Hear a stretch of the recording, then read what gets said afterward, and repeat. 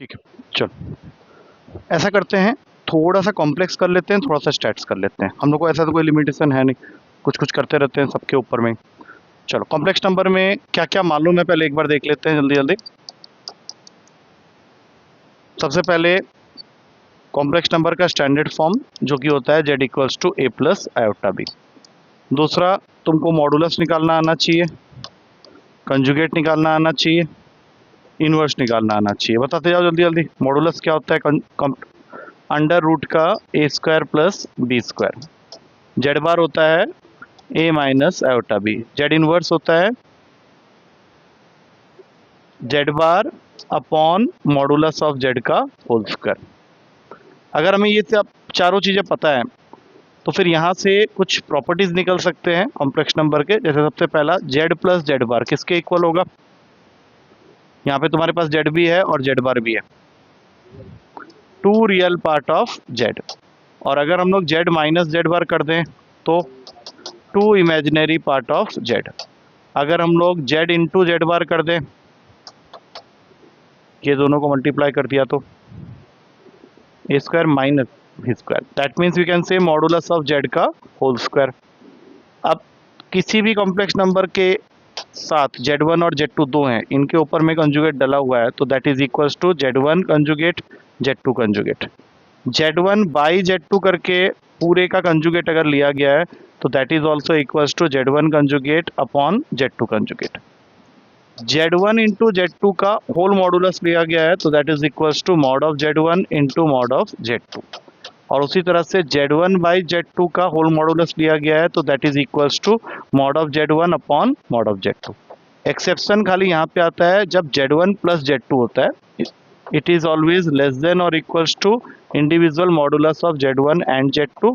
और अगर माइनस का साइन है तो it is always greater than equals to modulus of Z1 minus modulus of Z2।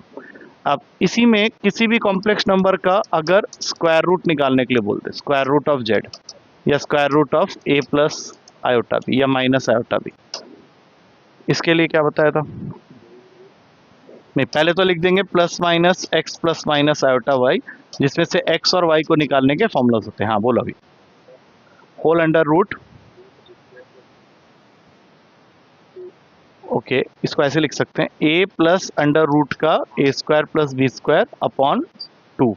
और y जब निकाल रहे हैं तो इसको उल्टा करके लिख दो, root A square plus B square minus A whole upon में 2 पूरे का अंडर रूट। ये हो गया तुम्हारा स्क्वायर रूट। उसके बाद एक पर्टिकुलर एरिया होता है, जैसे इसमें से हो सकता है तुमको एक दो क्वेश्चन मिल जाए आयोटा की वैल्यूज के साथ में। आयोटा की वैल्यूज के बारे में क्या क्या पता है? Iota is root minus 1, iota square is, iota cube is, iota के पावर में 4 इज, आयोटा के पावर में 4 का कोई भी मल्टीपल, आयोटा के 4 कंसेक्यूटिव पावर का सम 0। और इसमें थोड़े सीरीज वाले क्वेश्चन भी बन सकते हैं बट वो क्वेश्चन के साथ में डील करेंगे। उसके बाद एक होता है तुम्हारा cube root of unity. Cube root of unity में तुमको पता होना चाहिए कि ये जो क्यूब रूट ऑफ यूनिटी आते हैं वो किस क्वाड्रेटिक इक्वेशन से आते हैं, क्योंकि हमने जब पढ़ा था तो डिटेल में पढ़ा था। तो वो क्वाड्रेटिक इक्वेशन होता है x square plus x plus 1 equals to 0। अब इसको अगर तुम सॉल्व करोगे नॉर्मल मेथड से तो ये सॉल्व होगा नहीं, इसको तुम क्वाड्रेटिक फॉर्मूला से सॉल्व करोगे। और जब सॉल्व करोगे -1 प्लस माइनस अंडर रूट का b square minus 4ac upon 2a, तो टोटल वैल्यू दो आएंगी। एक आएगा माइनस का 1 plus root 3 iota whole divided by 2 और एक आएगा -1 minus root 3 iota whole divided by 2। This value is known as omega, this value is known as omega square. मतलब अगर तुमको कोई क्यूब रूट ऑफ 1 पूछ रहा है तो उसका एक रियल रूट होता है दैट इज 1, बाकी दोनों इमेजिनरी क्यूब रूट्स होते हैं ओमेगा एंड ओमेगा स्क्वायर, जिसको लाने के लिए ये वाली इक्वेशन को सॉल्व करना होता है। अब अगर मान लो तुमसे कोई पूछे what is cube root of -64, क्या आंसर होगा? इसके भी 3 रूट्स होंगे, तो एक आयोटा क्यों बोल रहे हो? नेगेटिव वैल्यू का क्यूब रूट तो होता ही है, तो एक -4 हो गया, बाकी दोनों के साथ में ओमेगा और ओमेगा स्क्वायर अटैच कर दो। दैट मीन्स इसके 3 क्यूब रूट्स होंगे -4 ओमेगा एंड -4 ओमेगा स्क्वायर, जिसमें से -4 इज रियल एंड बाकी दोनों तुम्हारे इमेजिनरी। उसके बाद इनके प्रॉपर्टी को लेके क्वेश्चंस बनते हैं जो कि पूछे जाते हैं हमेशा पेपर में। 2 क्वेश्चन होंगे।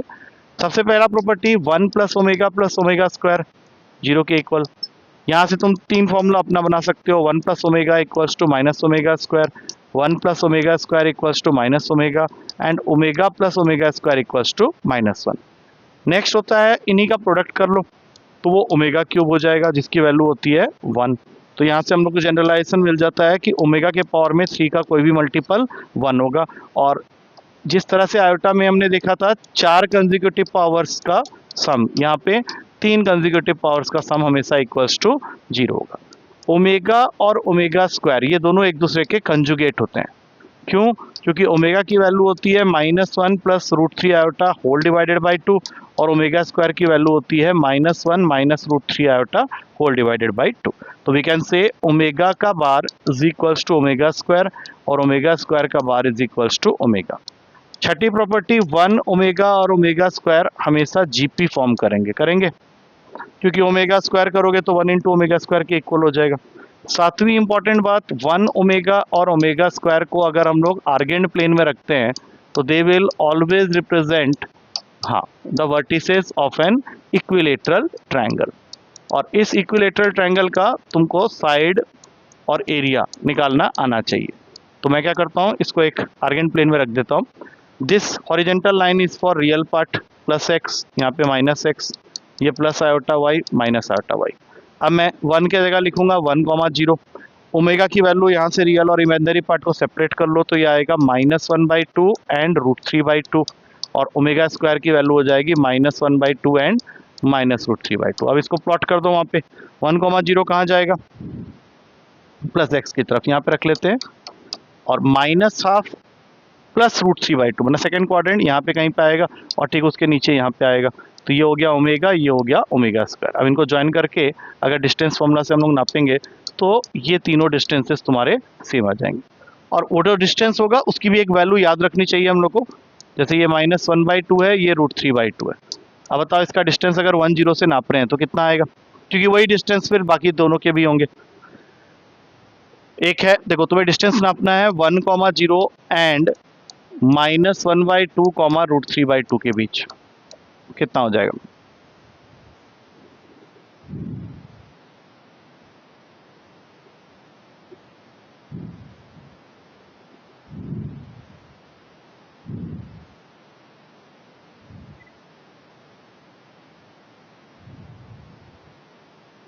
√3 आ रहा है, क्या किए 1 -ऑफ या -½ √3 आ रहा है ना, तो इसका मतलब है कि इसके तीनों साइड क्या हो गए √3 के। बस ये सब याद रखना, ठीक है। और अगर इसका एरिया निकाल रहे हो तो इक्विलेटरल ट्रायंगल का एरिया √3/4 a², दैट मीन्स 3√3/4 हो जाएगा, और हाइट निकाल रहे हैं तो 3√3/2 हो जाएगा। ये सारी चीजें तो मालूम है तुम लोग को। अच्छा, अब कुछ वैल्यूज भी याद रखना पड़ेगा इसके साथ। जैसे ओमेगा की वैल्यू होती है -1 प्लस √3 आयोटा/2, और ओमेगा स्क्वायर की वैल्यू होती है -1 माइनस √3 आयोटा/2।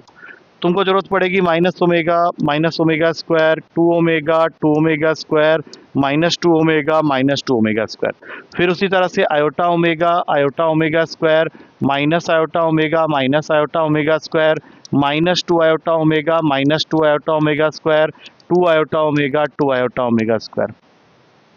लिखो एक बार जल्दी जल्दी इसको नोट डाउन कर लो। याद नहीं मतलब तुम उस पोजीशन में होने चाहिए कि तुम्हें जरूरत पड़े तो तुम इसको लिख सको, क्वेश्चन में जरूरत पड़ जाती है। जैसे मान लो आइडेंटिफाई करना, माइनस ओमेगा क्या हो जाएगा, इसे साइन चेंज कर लो, 1 माइनस √3 आयोटा/2, और माइनस ओमेगा स्क्वायर हो जाएगा 1 प्लस √3 आयोटा/2। बाकी तो क्रॉस मल्टीप्लाई करना है, 2 ओमेगा करोगे तो -1 प्लस √3 आयोटा हो गया, और 2 ओमेगा स्क्वायर करोगे तो -1 माइनस √3 आयोटा हो गया, -2 ओमेगा करोगे तो 1 माइनस √3 आयोटा हो गया, -2 ओमेगा स्क्वायर करोगे तो 1 प्लस √3 आयोटा। तो ये वैल्यूज तुम्हारे दिमाग के अंदर में कहीं ना कहीं होनी चाहिए। बाकी इसी तरह से आयोटा ओमेगा वाला सीरीज भी तुम्हें याद होना चाहिए। थ्योरी इस चैप्टर का इतना ही है, इसी के ऊपर में क्वेश्चंस तुम्हारे बनते हैं, जो मैं तुमको देते रहता हूँ पेपर में, वो भी इसी के ही क्वेश्चन होते हैं। चलो अब बात करते हैं थोड़ा स्टैट्स का। स्टैट्स लंबा टॉपिक है, पेपर में तुमको मिल जाएंगे इसके 6 से 8 क्वेश्चन आने ही आने। हाँ, लोकस नहीं, मैं बता देता हूँ क्या होता है वो, मैंने थोड़ा सा एक्चुअली स्किप किया है उसको। उसमें आर्गेंट प्लेन के अंदर में दो चीजें होती हैं, जिसको हम लोग बोलते हैं आर्ग्यूमेंट, या फिर जिसका दूसरा नाम होता है एम्पलीट्यूड और modulus. Now that is basically related to polar form. Polar form of a complex number जो लिखते हैं तो उसमें हम लोग को क्या करना होता है, ऐसे लिखना होता है जेड आर कॉमा थीटा। तो इसका पोलर फॉर्म होता है किसी भी कॉम्प्लेक्स नंबर का z is equals to r cos theta plus iota sine theta. तुमको कोई कॉम्प्लेक्स नंबर दे देगा, उसको बोलेगा कि उसका पोलर फॉर्म में लिखो, या फिर उसके अंदर से बोलेगा प्रिंसिपल एम्पलीट्यूड या आर्ग्यूमेंट निकालो या फिर मॉडुलस निकालो। तुम जो क्वेश्चन कह रहे हो लोकस का, उसमें तुमको कुछ नहीं करना होता, तुम्हें जेड को वैल्यू दे देनी होती है एक्स प्लस आयोटा वाई, और अगर जेड बार है तो उसकी जगह में लिखना होता है एक्स माइनस आयोटा वाई, और उसको सॉल्व करते हुए जाना होता है। सॉल्व करते हुए जाओगे तो फाइनली किसी ना किसी एक नोन फिगर के इक्वेशन में अटक जाओगे, या तो स्ट्रेट लाइन बनेगा या फिर सर्कल बनेगा, पैराबोला, एलिप्स या फिर हाइपरबोला। उसमें एज सच कोई बहुत ज़्यादा कुछ वैरायटी के क्वेश्चन नहीं आते। हाँ, इसकी अगर बात कर रहे हो तो इसमें तुमको ऐसे क्वेश्चन मिल सकते हैं जैसे उसने तुमको दे दिया 1 plus cos pi by 5 plus iota sine pi by 5। वो तुमको यहाँ से बोल सकता है कि इसका मॉडुलस बताओ और थीटा आर्ग्यूमेंट की वैल्यू बताओ। बताओ कैसे निकालोगे इसको, करो। नहीं नहीं, पाई बाई 5 क्यों होगा, करो एक बार करो। क्या फॉर्मूला जानते हो, मॉडुलस तो निकालेंगे तो वही फॉर्मूला लगेगा, अंडर रूट का ए स्क्वायर प्लस बी स्क्वायर, और थीटा निकालते समय tan inverse b by a, where a is this real part and b is this imaginary part. अब इसका एक फॉर्मूला बनाओ, क्या बन रहा है देखो।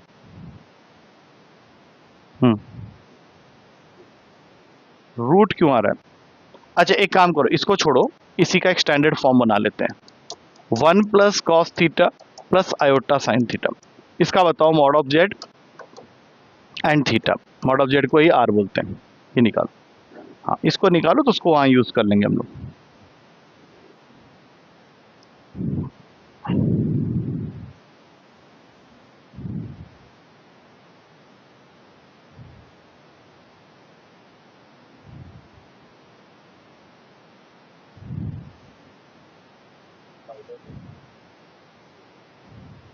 पाई बाई 10 किस चीज़ की वैल्यू, थीटा की, इसकी tan inverse pi by 10, okay. और मॉडुलस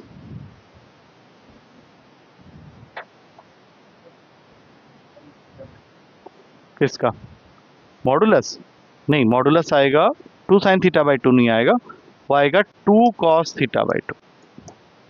और जहाँ तक इसकी बात है तो इसको सॉल्व करके देख लेना, ये थीटा बाई 2 ही आएगा। अभी करके दिखाता हूँ, देखो।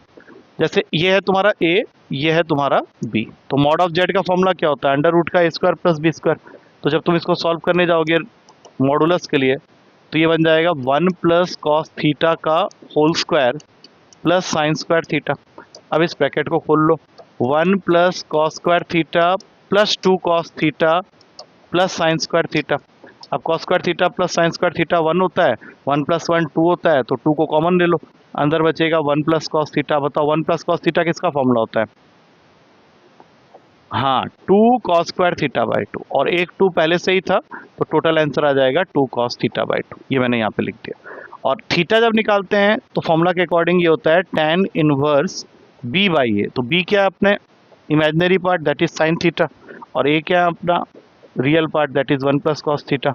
अभी तुमने बताया 1 प्लस कॉस थीटा का फॉर्मूला होता है 2 कॉस स्क्वायर थीटा बाई 2, और साइन थीटा की जगह लिख लो 2 sine theta by 2 into cos theta by 2। तो 2 से 2 गया, एक कॉस थीटा बाई 2 गया, tan थीटा बाई 2 बचा, तो आंसर क्या होगा, थीटा बाई 2। तो यहाँ से अगर तुम आंसर निकालता तो इसका आंसर आता पाई बाई 10, और इसका आंसर हो जाता 2 कॉस पाई बाई 10। ठीक है, चलो अब इसमें बताओ स्टैट्स के अंदर में मीन कैसे निकालते हो in ungroup data. Mean ungroup data का कैसे निकलता है? हाँ, X bar is equals to summation I equals to 1 to n of X I upon में n, या सिंपल लैंग्वेज में समझे तो sum of values upon total number of values. अच्छा, अगर हम लोग के पास में कोई सीरीज है ए बी सी डी ई जिसका मीन दे रखा है एक्स बार, और मैंने क्या किया, हर किसी के साथ में एक कांस्टेंट ऐड कर दिया, तो क्या मीन पे कोई फर्क पड़ेगा या नहीं पड़ेगा? वही कांस्टेंट इसमें ऐड हो जाएगा। और अगर सब्ट्रैक्ट करता तो सेम सब्ट्रैक्ट हो जाता, और अगर मल्टीप्लाई करता तो होता मल्टीप्लाई। हाँ, और अगर डिवाइड करता तो डिवाइड बाई मल्टी। तो इसको हम लोग बोलते हैं, इसका एक नाम होता है कि अगर एडिशन सब्ट्रैक्शन से तुम्हारा मीन भी चेंज हो रहा है ऐड और सब्ट्रैक्ट होके, तो दैट इज नोन एज कि mean is dependent on change of origin. और अगर मल्टीप्लाई डिवाइड करने पे भी तुम्हारा मीन चेंज हो रहा है तो इसका मतलब है कि mean is also dependent on change of scale. तो in short we can say mean is dependent on both change of origin and change of scale. अच्छा, इसी में तीन टाइप के मीन होते हैं। एक होता है AM, इसका फॉर्मूला, अगर मान लो दो ही वैल्यूज हैं तो AM निकालते हैं कैसे, A plus b by two. और अगर बहुत सारे वैल्यूज आ गए x1 x2 x3 up to xn, तो फिर इसका फॉर्मूले में हो जाएगा x1 plus x2 plus x3 dot dot dot up to xn upon में n, जो कि तुम्हारा ओरिजिनल फॉर्मूला है। अब उसी तरह से अगर GM निकाल रहे हो दो वैल्यूज का तो रूट AB, लेकिन अगर इसी तरह से बहुत सारे वैल्यूज आ जाएं तो सारे वैल्यूज का product x1 x2 x3 up to xn power में 1/n। और इसी तरह से अगर HM निकाल रहे हो दो वैल्यू का, तो वैसे तो फॉर्मूला होता है 2AB upon A plus B, लेकिन इसको तुम इस तरह से याद कर लो कि ऊपर 2 लिख देंगे और नीचे आ जाएगा 1/A प्लस 1/B। तो इसका मतलब है अगर n नंबर ऑफ वैल्यूज है तो ऊपर n लिख दिया और नीचे में अपॉन कर दोगे 1/x1 plus 1/x2 plus 1/x3 dot dot dot up to 1/xn। अच्छा, AGH में बड़ा कौन होता है छोटा कौन होता है, क्या है उसका? A is always greater then G and G is always greater than H if your values are unequal, और A can be equals to G and G can be equals to H if A and B are equal। तो इन दोनों को combine करके हमें जो relation मिलता है final, that is A is greater than equals to G and G is greater than equals to H। now this is the first relation। दूसरा होता है कि AGH की वैल्यू हमेशा GP फॉर्म करती है। तो AGH अगर GP फॉर्म करता है तो हमारा रिलेशन क्या बन जाएगा, G square equals to AH। ये सारी बातें मीन से रिलेटेड। अच्छा, इसके अंदर एक और मीन होता है AM GM HM के बाद एक होता है CM। What is CM? Combined mean. Combined mean का एक क्वेश्चन हमारे पेपर में पक्का आता है। कंबाइंड मीन क्या होता है, जैसे एक क्लासरूम है 100 स्टूडेंट्स हैं जिनके अंदर 60 बॉयज हैं 40 गर्ल्स हैं। अब तुम्हारा क्या होता है, एक मैथ्स का पेपर होता है, उस मैथ्स के पेपर में सपोज कर लो N1 मैंने माना हुआ है बॉयज़ को एंड N2 माना हुआ है गर्ल्स को। तो 100 मार्क्स का पेपर है, बॉयज़ का एवरेज स्कोर आउट ऑफ 100 आता है सपोज 70 और गर्ल्स का एवरेज स्कोर आउट ऑफ 100 आता है suppose 75।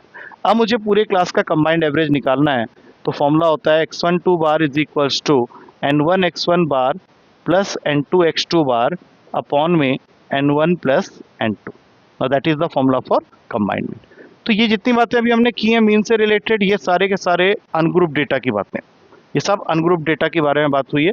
Group data tabular form में आएगा और उसके लिए अपने पास एक ही फॉर्मूला है, कौन सा वाला बताओ, मीन निकालने का ग्रुप डेटा के अंदर, सिग्मा FI XI अपॉन में समेशन ऑफ FI। और उसमें तुम्हारे मिसिंग फ्रीक्वेंसी के क्वेश्चन भी हो सकते हैं, तो वो मेथड से क्या लेना देना हम लोग को, कोई एक चीज़ याद रहेगी तो उससे कर लेंगे ना। तुम वो जो बोल रहे हो उसमें हो जाएगा A plus summation of FI DI upon summation of FI, और फिर एक एज्यूम मीन मेथड भी होता है। बट अगर हमें मीन निकालना है तो हम अपने नॉर्मल मेथड से निकाल सकते हैं। Why we are getting into that those methods, ठीक है। ये सब चीज़ें दिमाग में हैं कि बाकी क्वेश्चंस के ऊपर में तुम्हारा डिपेंडेंट हो जाएगा वो। अच्छा, अब मीडियन के बारे में थोड़ा सा बताओ। ये जितनी चीज़ें अभी हम लोग डिस्कस कर रहे हैं इसको हम लोग बोलते हैं मेजर्स ऑफ सेंट्रल टेंडेंसी। ये सारी चीज़ें आती हैं मेजर्स ऑफ सेंट्रल टेंडेंसी के अंदर। किस वाले को बोला जाता है best measure of central tendency, और क्यों? हाँ, क्यों? चेंज कम होता है। हाँ, ये सब क्वेश्चन आते हैं थ्योरी बन के। मीडियन को हम लोग बोलते हैं best measure of central tendency because it is not affected by the removal of extremum values. बताया था मैंने क्या होता है एक्सट्रीमम वैल्यूज, किसको बोलते हो, जो सबसे छोटा और सबसे बड़ा है। क्योंकि जब हम लोग मीडियन निकालते हैं तो पहला स्टेप क्या होता है, उसको असेंडिंग ऑर्डर में लगाना। असेंडिंग ऑर्डर में लगाने के बाद इमेजिन करो 5 वैल्यूज हैं 1 3 5 7 9। 1 3 5 7 9 का मीडियन क्या होगा 5। अब अगर मान लो मैंने 1 और 9 को हटा दिया, सबसे छोटी और सबसे बड़ी वैल्यू को हटा दिया, तो तुम्हारा जो मीडियन है वो अभी भी तुम्हारा 5 ही रहेगा। लेकिन अगर ये क्वेश्चन मीन और मॉड का होता तो there can be change in the values of mean and mod. तो इसीलिए कहा जाता है कि median is the best measure of central tendency because it is not affected by the removal of extremum values. अब बताओ मीडियन जब तुम एक ग्रुप डेटा में निकाल रहे हो, क्योंकि अनग्रुप डेटा में तो तुम उसको असेंडिंग ऑर्डर में लगा दोगे, और असेंडिंग ऑर्डर में लगाने के बाद तुम्हारा जो टोटल नंबर ऑफ वैल्यूज है वो या तो ऑड होगा या फिर इवन होगा। अब बताओ, अगर मीडियन निकालना है, ऑड है नंबर ऑफ वैल्यूज, तो क्या आंसर होगा इसका? n+1/2th value. और अगर तुम्हारा median number of values even है, उस केस में क्या होगा? n/2th plus n/2 plus 1th value whole upon में 2। लेकिन ये तो हुआ तुम्हारा अनग्रुप डेटा के लिए, जिसमें तुम्हारा पहला स्टेप ये होगा कि तुम उसको असेंडिंग ऑर्डर में लगा रहे हो। अब यही अगर एक टेबुलर फॉर्म में आया तो एक बड़ा सा फॉर्मूला होता है मीडियन निकालने का, याद है तो बता। हाँ, L प्लस n/2, हाँ, minus capital F that is CF upon small f into H। अब इसमें ये बताओ कि ये L क्या है, कैपिटल F क्या है, ये कैपिटल F है, ये स्मॉल f है, H क्या है, N क्या है, वो कैसे निकलता है? जैसे मान लो मैं ये टेबल दे रहा हूँ अभी फिलहाल, एक साइड में लिखा हुआ है क्लास इंटरवल और एक साइड में लिखा हुआ है फ्रीक्वेंसी, या number of anything is known as frequency. ये दे रखा है 0 to 10, फिर 10 to 20, फिर 20 to 30, फिर 30 to 40, फिर 40 to 50। यहाँ पे है 5, 8, 11, 3, 2।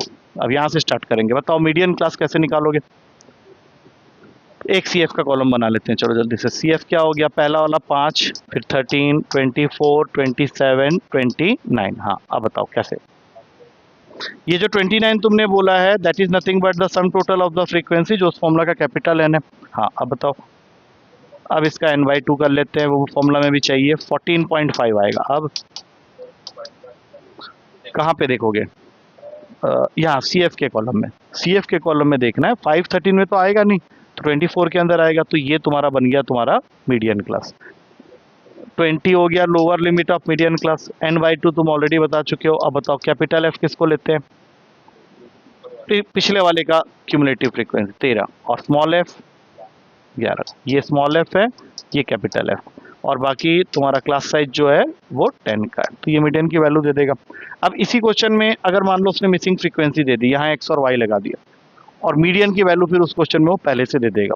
तो डिफरेंस सिर्फ इतना आएगा कि जब तुम्हें मीडियन की वैल्यू पहले से दी हुई है तो तुम्हें उसको मीडियन क्लास बनाना है जिस क्लास इंटरवल में तुम्हारा मीडियन लाई करता है। दैट्स इट, और बाकी काम वही करना है।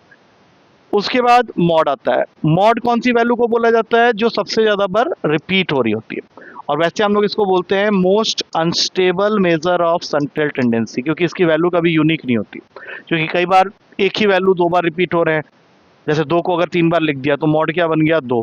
अब वही 3 अगर 2 बार आ गया तो फिर से मॉड को 2 and 3 बोलेंगे। अब कोई वैल्यू 4 बार आ गई तो फिर वो मॉड क्या होगा? चेंज हो जाएगा। तो मॉड सिंस स्टेबल नहीं होता, उसकी वैल्यू यूनिक नहीं होती, वो बार बार चेंज होते रहता है, इसलिए उसको अनस्टेबल बोलते हैं। तो मॉड पे अनग्रुप डेटा का कोई क्वेश्चन नहीं बनता, क्योंकि उसमें तुमको सिर्फ ये काउंट करना होता है कि कौन सी वैल्यू सबसे ज़्यादा बार रिपीट हो रही है, और वही तुम्हारा मॉड बन जाता है। लेकिन मॉड 2 तरह के डेटा के लिए होता है, एक यूनी मॉडल डेटा भी हो सकता है और एक बाई मॉडल डेटा भी हो सकता है। इसका क्या मतलब है? जिसमें एक ही वैल्यू मैक्सिमम टाइम रिपीट हो रही है उसको बोलेंगे यूनी मॉडल डेटा। जब there is a tie between any two values which are repeating maximum number of times but equal in number, तो वो बन जाता है तुम्हारा बाई मॉडल डेटा। अब बताओ इसका ग्रुप डेटा में क्या फॉर्मूला होता है? सेम टेबल होगा तुम्हारे पास में, और वहां से तुमको मॉड निकालना होगा। क्लास इंटरवल एंड फ्रीक्वेंसी कैसे डिसाइड करते हैं? ये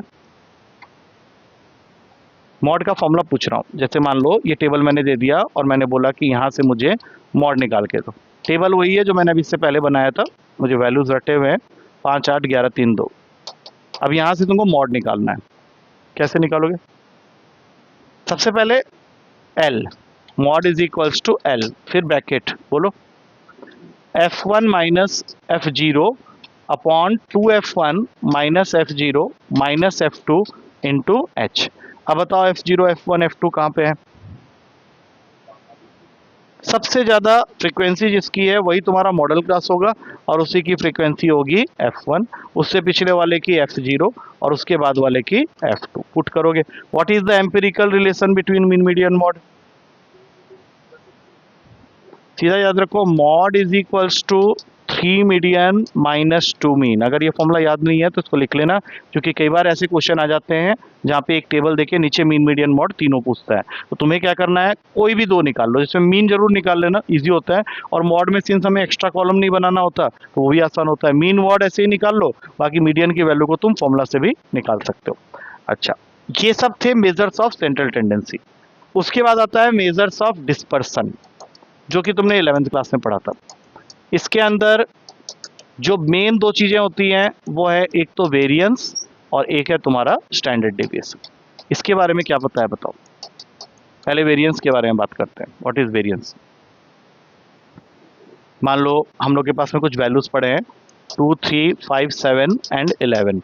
मुझे इसका वेरिएंस निकालना है। तो वेरिएंस जब भी अनग्रुप डेटा के लिए निकाल रहे हो तो फॉर्मूला होता है summation of xi square upon n minus x बार का होल स्क्वायर।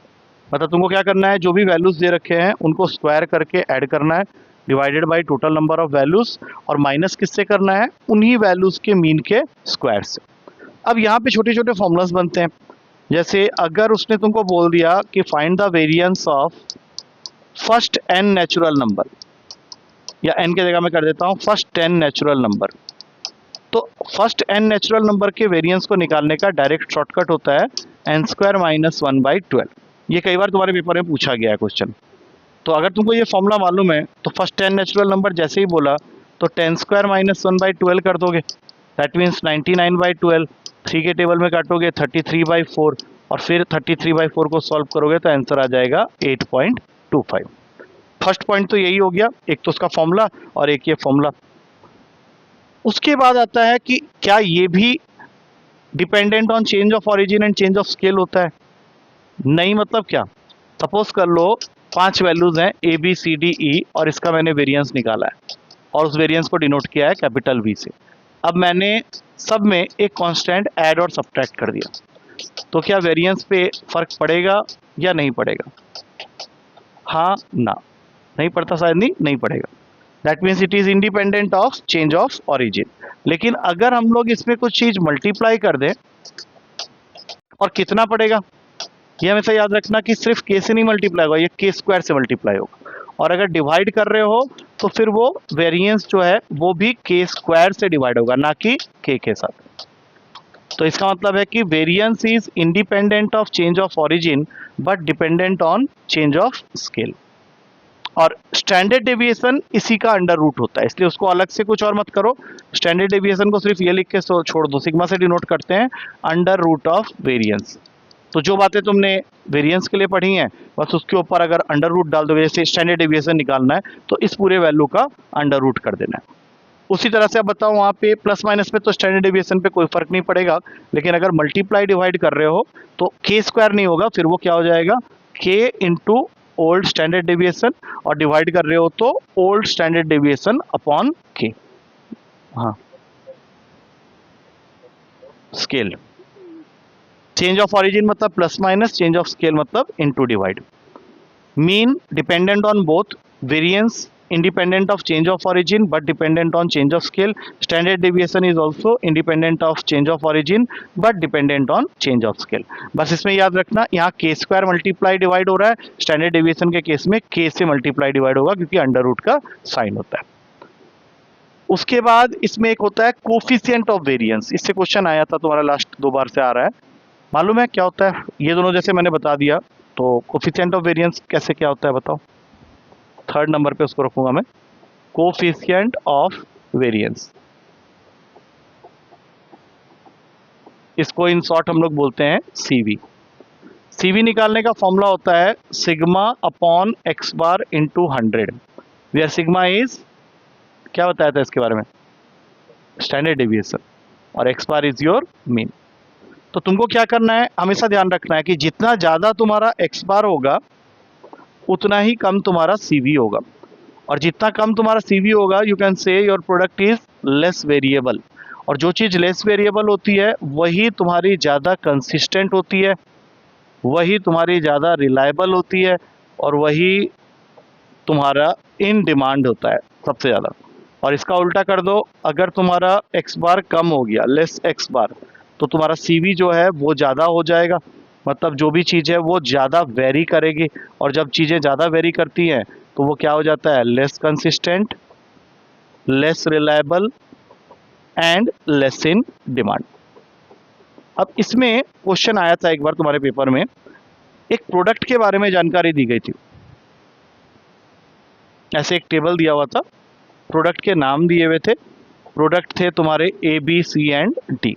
मैं यहाँ लिख देता हूँ a b c and d, और यहाँ पे लिखा हुआ था उनका मीन डिमांड, और उसके बाद नीचे लिखा हुआ था उनके वेरिएंस की वैल्यू 12, 36, 25, 16, और यहाँ पे ये वैल्यू दी हुई थी 60, 90, 80, 120। तुमसे पूछा जा रहा था कि कौन सा प्रोडक्ट ज़्यादा कंसिस्टेंट है। तो जो थ्योरी मैंने बताई है उसके अकॉर्डिंग तुम्हें क्या करना है, देखना है कि किसका मीन ज़्यादा है, सबसे ज़्यादा किसका है। हाँ, मीन डिमांड ही तो एक्स बार है ना, डी का है, तो कितना है 120 है। तो अगर हाइयर एक्स बार है तो वो सीवी को क्या करेगा, कम कर देगा, और सीवी कम कर गया मतलब वेरिएबिलिटी उस प्रोडक्ट की कम हो गई, और अगर वो कम हो गई तो वही तुम्हारा सबसे ज़्यादा कंसिस्टेंट होगा। एक बार इस तरह से क्वेश्चन आया था, एक बार एक क्वेश्चन आया था जिसमें 2 स्टूडेंट के मार्क्स दे रखे थे आउट ऑफ 100 इन 6 सब्जेक्ट्स। तुम्हें टेबल को देख के बताना था कि कौन सा स्टूडेंट ज़्यादा कंसिस्टेंट है। क्या करोगे बताओ इस क्वेश्चन में। हाँ, ऐड ही कर लो, नहीं निकालने की क्या जरूरत है, ए के स्कोर्स को ऐड करो, बी के स्कोर्स को ऐड करो, जिसका सम टोटल ज़्यादा आएगा उसका मीन ज़्यादा होगा। और हमें क्या चाहिए, मीन को ज़्यादा ही करना है, क्योंकि मीन ज़्यादा होगा तो सीवी कम हो जाएगा, सीवी कम हुआ तो वेरिएबिलिटी कम हो जाएगी, ज़्यादा कंसिस्टेंट हो जाएगा। और फिर एक बार एक क्वेश्चन आया था जिसमें वो कैलकुलेशन तुम्हें खुद करना था, वो क्वेश्चन मैं चाहूँगा कि तुम एक बार करके देखो ताकि ये फॉर्मूला थोड़ा दिमाग के अंदर में बैठे। क्वेश्चन था, हवा चल रही है क्या, मीन वेजेस ऑफ वर्कर्स और दूसरे साइड में स्टैंडर्ड डेविएशन ऑफ वेजेस। दो फैक्ट्रीज हैं, factory a and factory b, ऐसे दिया हुआ है, mean wages of worker, standard deviation of wages. तो फैक्ट्री ए के वर्कर्स के बारे में इंफॉर्मेशन है और फैक्ट्री बी के वर्कर्स के बारे में भी इंफॉर्मेशन है। फैक्ट्री ए के वर्कर्स के बारे में जो मीन वेज है वो 540 है और इनका है 620, और यहाँ पे है 40.50 और यहाँ पे है 31 रुपीज़। क्वेश्चन तुमसे ये पूछ रहा है कि किस फैक्ट्री के वर्कर्स की वेरिएबिलिटी ज़्यादा है और कितना ज़्यादा है as compare to the other factory workers.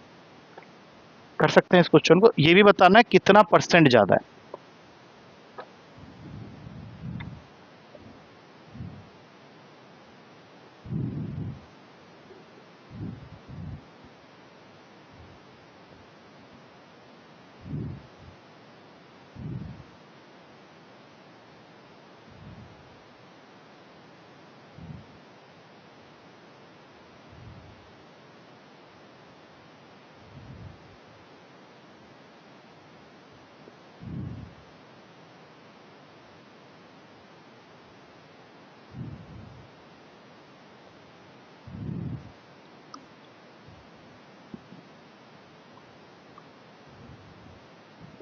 To 2.5%। तुम्हारा कितना है CB of factory a workers, पहले बताओ।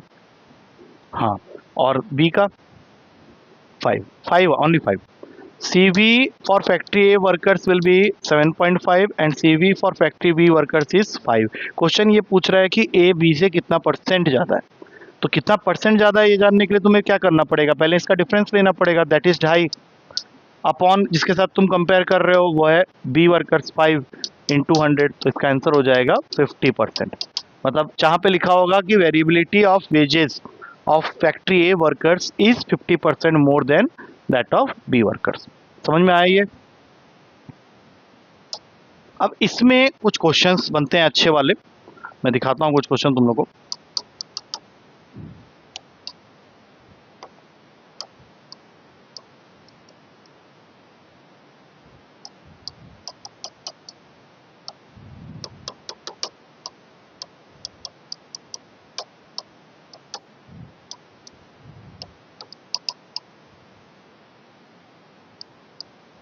ऐसे दिया हुआ डेटा, क्या करने वाले हो, यहाँ से मीन निकालने के लिए बोल रहा है। क्वेश्चन ऐसे ही है, मैं कोई चेंज भी नहीं कर सकता।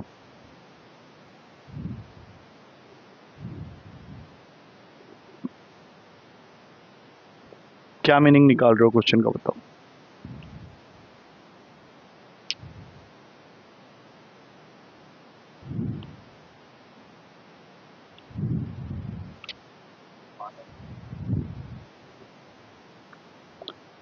सबसे पहले ये जो समेसन का साइन है ये इन दोनों के साथ में xi माइनस टू है ना, ब्रैकेट डाला हुआ है मैंने, तो तुम इसको पहले ब्रैकेट को ओपन करके लिखो, summation i equals to 1 to n of xi minus summation i equals to 1 to n of 2 is equals to 110।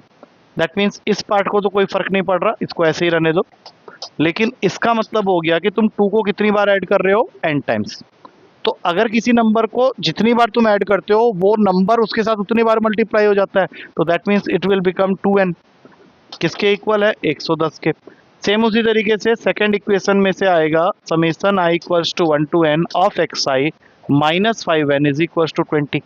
अब तुम लोगों ने भी मुझे फॉर्मूला बताया था मीन निकालने का, x bar is equals to summation i equals to 1 to n of xi upon में n। तो अब तुम्हारा काम क्या है, यहाँ से n निकालो और समेसन निकालो, बताओ n कितना आया, 30 बाय सब्ट्रैक्टिंग। तो जैसे ही सब्ट्रैक्ट किया ये कैंसिल हो गया, 3n की वैल्यू हो गई 90, n आ गया 30। इससे मुझे ये पता चल गया कि मेरा जो डिनोमिनेटर है फॉर्मूला का वो 30 बनने वाला। अब ऊपर वाला पार्ट 170 आ जाएगा, तो ये आंसर क्या हो गया तुम्हारा, 17/3। अब ये क्वेश्चन रिपीट हुआ जाके किस तरह से, वो तुम लोग अभी करो। ये क्वेश्चन अभी लेटेस्ट पेपर में रिपीट हुआ है थोड़ा अलग तरीके से, बट कंसेप्ट हुआ अगर क्लियर है तो कर लोगे आराम से। क्वेश्चन ऐसे था, लिख लो, sum of deviations of n numbers, n छोटा रखना, sum of deviations of n numbers from 10 and 20 are p and q respectively, छोटा p छोटा q, are p and q respectively, if p minus q का whole square, p minus q का whole square is equals to 10,000, then find n। करो।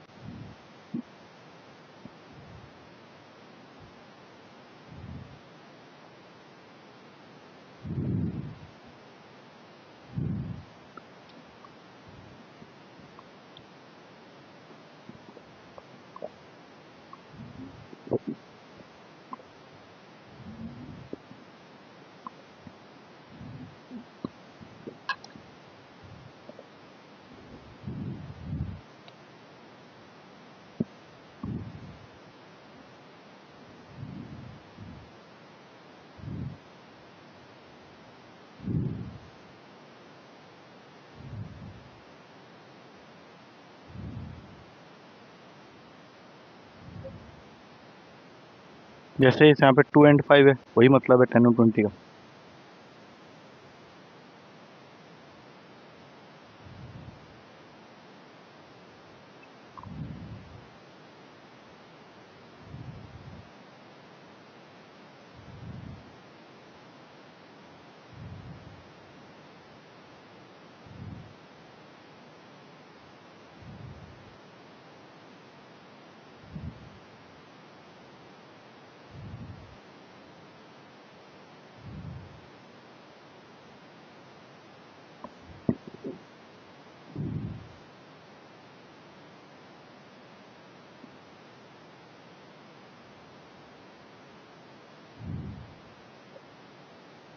n 10 आ गया, right, ठीक है, सही answer है बिल्कुल।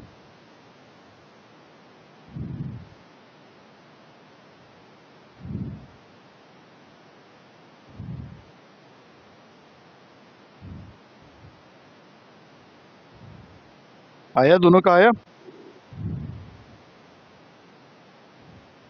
चलो देखो,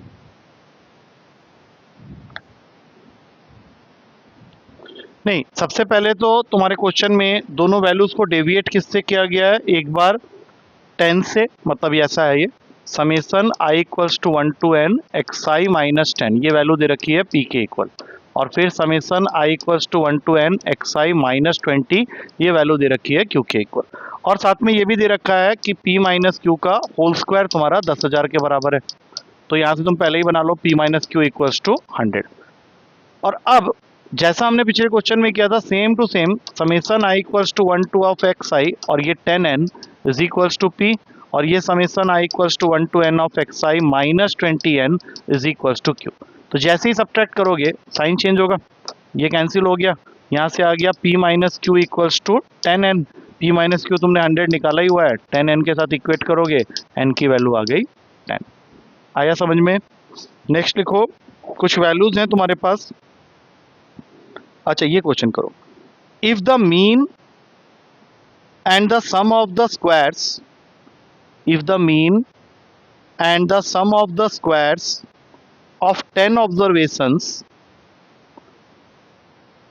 are 40 and 16160 respectively, then what is the standard deviation?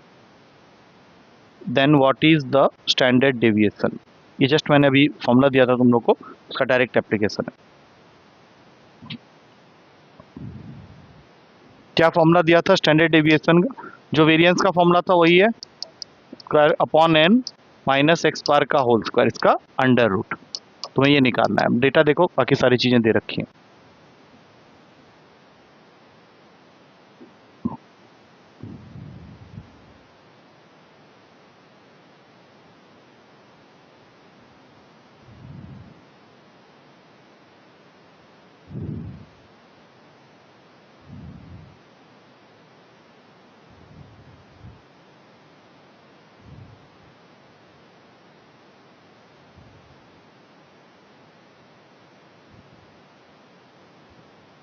सबसे पहले बताओ यहाँ पे क्या लिखे, summation of X I square की जगह क्या लिखे? हाँ, और अपॉन में कितने ऑब्जर्वेशन है? 10। मीन के नीचे 10 लिखने की जरूरत नहीं, मीन की वैल्यू उसने दे रखी है 40, 40 का स्क्वायर।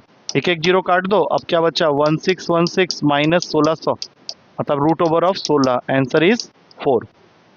नेक्स्ट, इसी क्वेश्चन को दूसरे तरीके से, mean and variance of 5 values, mean and variance of 5 values are 14 and 13.2 respectively। हाँ, मीन की वैल्यू है 14, वेरिएंस की 13.2, टोटल वैल्यूज है 5। Three of them are 11, 16 and 20। Find the other two। Find the other two।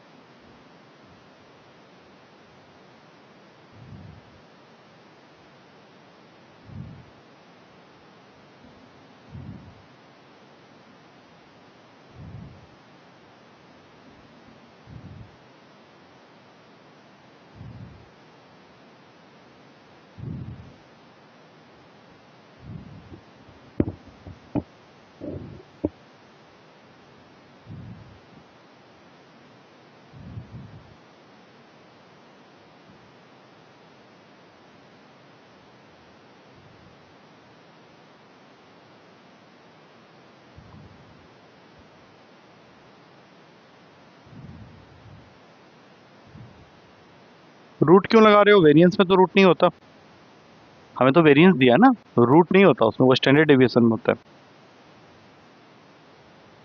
दूसरा equation क्या आया? 269। पक्का? तो तुम्हारा पहला इक्वेशन तो आ गया था पहले ही, x plus y is equals to 23। अब दूसरा इक्वेशन अगर मैं सही मानूँ तो वो आ गया 269। आई थिंक आंसर तो दिख गया मुझे, x 13 होगा, y 10 होगा। या बाकी जो दोनों वैल्यूज होंगे वो 13 और 10 होंगे। आ गया था? अरे मीन का फॉर्मूला लगा लो ना। आ गया अभी? अब कैसे मैंने डिसाइड किया, क्योंकि 269 के अंदर दो नंबर छुपे हुए हैं, 169 और 100। तो अगर 169 स्क्वायर देखें किसका है, 13 का, और 10 का, वही है, सीधा आंसर मारोगे 13 एंड 10। आया समझ में? चलो ठीक है। अब थोड़ा सा एक बार मुझे बताओ, रिलेटेड रेट प्रॉब्लम पढ़े हो ना तुम लोग? थोड़ा सा क्वेश्चन उसी के ऊपर करते हैं, डेरिवेटिव को थोड़ा सा टच करेंगे। तुम तो आज पढ़ के आ रहे हो, कौन पढ़ के आया था आज? अरे रिलेटेड रेट प्रॉब्लम कौन पढ़ के आया है? अरे एओडी का पहला टॉपिक। हाँ चलो स्टार्ट हो जाओ। हाँ एरिया वाला, rate of change of area. हाँ हाँ तो आता होगा ना, करो पहला क्वेश्चन, लिखते जाओ करते जाओ। Radius of a circle is increasing at the rate of radius of a circle is increasing at the rate of 2 centimeter per second.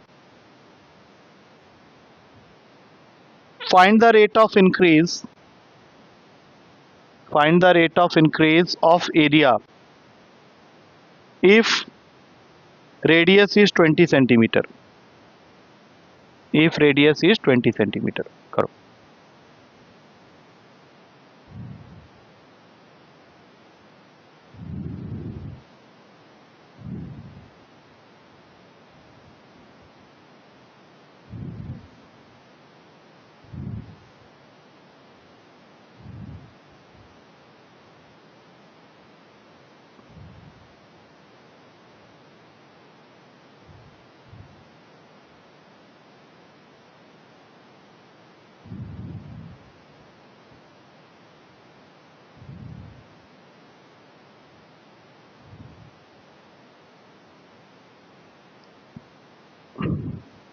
पहली चीज, तुमको फर्स्ट लाइन में किस चीज की वैल्यू दे रखी है, d are by D T की वैल्यू दे रखी है, that is 2 centimetre per second. हम लोग पूरा ना लिख के अगर ये सिर्फ देख लें यूनिट, तो उससे भी हमें पता चल जाएगा। Radius of a circle is increasing at the rate of 2 centimetre per second, मतलब D R by D T दिया है, बदले में हमें क्या निकालना है, D A by D T. बात किसकी हो रही है, सर्कल की, at the instant when radius is 20 centimetre. यही है क्वेश्चन। अब एरिया का फॉर्मूला क्या होता है, pi are square. Pi are square का जब तुम डेरिवेटिव करने जाओगे तो उसमें तो टी है ही नहीं, तो तुम इसको फिर से लिखोगे D A by D R into D are by D T, जैसे हम लोग कर रहे थे। तो D A by D R मतलब 2 पाई आर, और ये D R by D T. अब तुम देख लो खुद ही, तुम्हारा आर रेडी है, d are by D D ready है, तो तुम्हें D A by D T वैसे ही मिल जाएगा। तो 2 pi into 20 into 2, correct answer is 80 pi, unit हो जाएगा सेंटीमीटर स्क्वायर पर second. Next, side of an equilateral triangle, side of an equilateral triangle is increasing at the rate of 2 centimeter per second. Find the rate at which its area increases, find the rate at which its area increases when side is 10 centimeter, when side is 10 centimeter. Formula तुम लोग को पता है area of equilateral triangle का, √3/4 a square.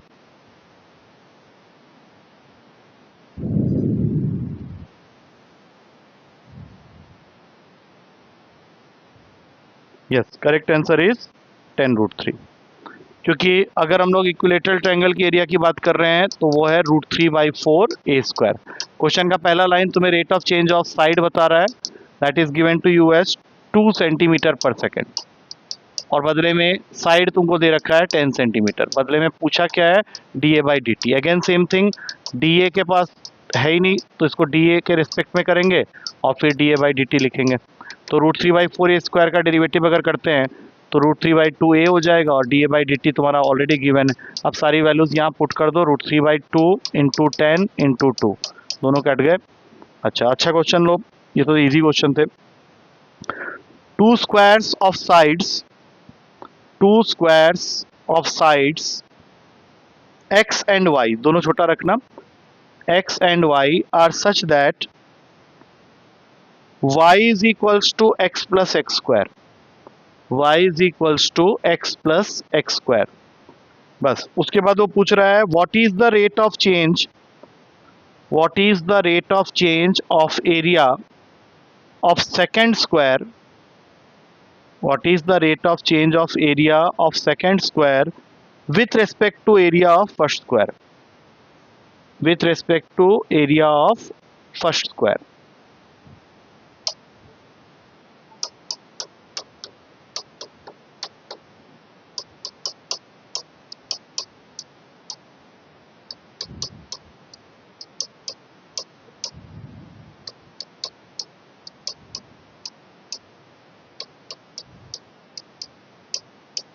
Option दे दिए मैंने, correct.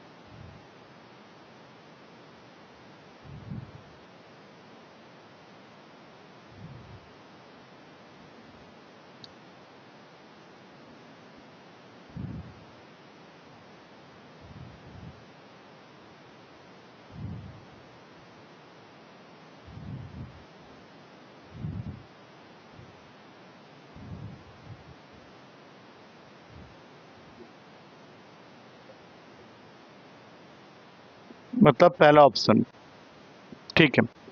तुम्हारा पहला स्क्वायर छोटा बनेगा और बड़ा स्क्वायर थोड़ा सा बड़ा बनेगा, बिकॉज उसमें तुमको रिलेशन दे रखा है y is equals to x plus x square. तो अगर इसको एरिया 1 और इसको एरिया 2 मान लें तो हमें फाइंड करना है dA2 अपॉन dA1। dA2 मतलब पहले इसका एरिया निकाल लेते हैं वाई स्क्वायर के हिसाब से एक्स प्लस एक्स स्क्वायर का होल स्क्वायर, जो कि हमें देगा finally x square plus x की पावर 4 प्लस 2x क्यूब। इसका डेरिवेटिव कर दो तो ये बना 2x plus 4x square 4x cube plus 6x square, और इसका एरिया होगा सिंपली एक्स स्क्वायर, तो इसका डेरिवेटिव करेंगे तो 2x। अब ऊपर वाले में से 2x कॉमन ले लेते हैं तो अंदर बच जाएगा 1 plus 2x square plus 3x, जो कि साफ साफ दिख रहा है पहले ऑप्शन में 2x कैंसिल हो जाएगा। एक लास्ट लिखो है इसके ऊपर, if rate of change of volume of a sphere, if rate of change of volume of a sphere is uniform, then the rate of change of surface area varies as, then the rate of change of surface area varies as के बाद तुमको चार options मिलेंगे। पहला square of radius, दूसरा square root of radius, तीसरा inversely proportional to radius, चौथा proportional to are cube. मतलब वेरीज एज में ये साइन लगा दिया, इनमें से कौन सा सही। उसने पहले ही बोल दिया है कि rate of change of volume of a sphere is uniform मतलब कांस्टेंट, तो rate of change of surface area varies with respect to radius in what वे।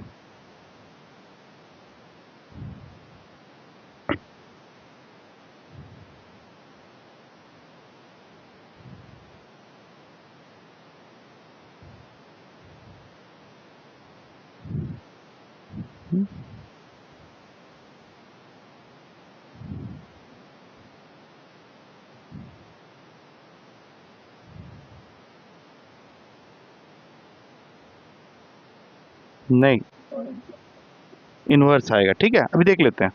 सबसे पहले तुमको क्या बोला, dv by D T is constant मतलब यूनिफॉर्म के, और वॉल्यूम का फॉर्मूला क्या होता है 4/3 पाई आर क्यूब। तो अगर मैं इसको dv बाई डी टी करूँ तो ये बन जाएगा 4 pi are square dr by D T equals to के।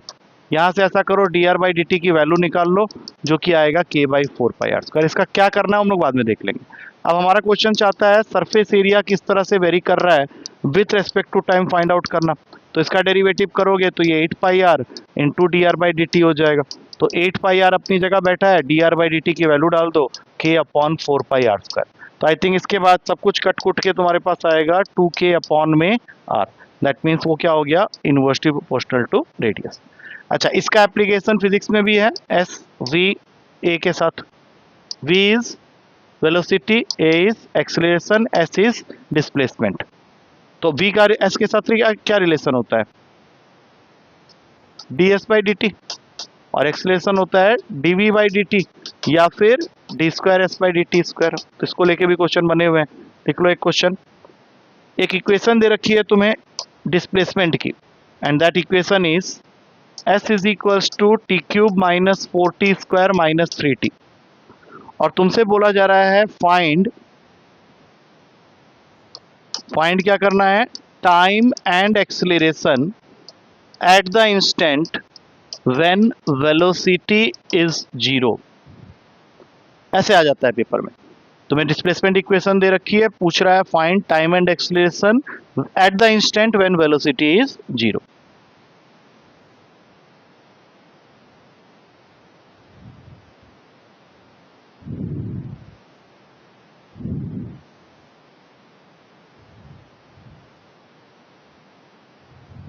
डेरिवेटिव ठीक से हुआ नहीं, 80 आएगा ना, 40 स्क्वायर का डेरिवेटिव। हाँ हाँ राइट, इसका डेरिवेटिव करके वेलोसिटी को 0 के इक्वल करना है। ये हो जाएगा 3t square minus 8t minus 3 equals to 0। इससे टाइम के दो वैल्यूज आएंगे, एक 3 और एक नेगेटिव।